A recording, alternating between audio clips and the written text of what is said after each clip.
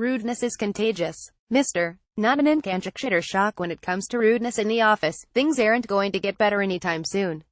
While bullying bosses are falling out of fashion, technology may encourage people to adopt harsher, less empathetic communication styles, said Liz Dolan, a former exec at Nike, OWN, and the National Geographic channels. Dolan hosts the podcast I Hate My Boss with executive coach Larry Seal. As they've rolled out their first season, Dolan and Seal have received tons of feedback about terrible workplace experiences from listeners. Dolan said some industries and companies seemed to foster, and even reward, overt bullying and rudeness. It's like sports, Dolan told Business Insider. There are some coaches that are very collaborative with their players. But there are plenty of coaches that think the screaming and yelling and the Bobby Knight throwing a chair approach works. You can't say it never works. Sometimes it does work, unfortunately.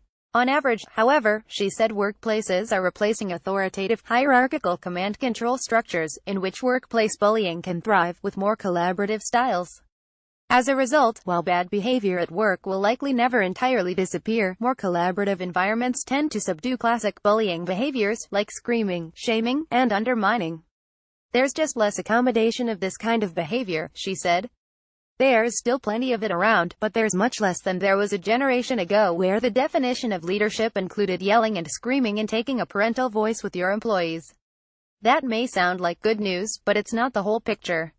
While Dolan argues that certain aspects of office life are on the up and up, there's one development that threatens to set us all back when it comes to bad behavior in the workplace: the rise of indirect technological communications. Relying on email and Slack may result in streamlined, effective communication, but all that indirect talk can take a toll on relationships, according to Stanford professor Robert Sutton. It makes it really hard for people to understand what boundaries are when they don't really get to know each other because all their communication is online, Dolan said. We all know that it's true that there are things you would say in an email or a text message to someone that you would never in a million years say to their face. What's worse, researchers at the University of Florida have found rudeness to be contagious.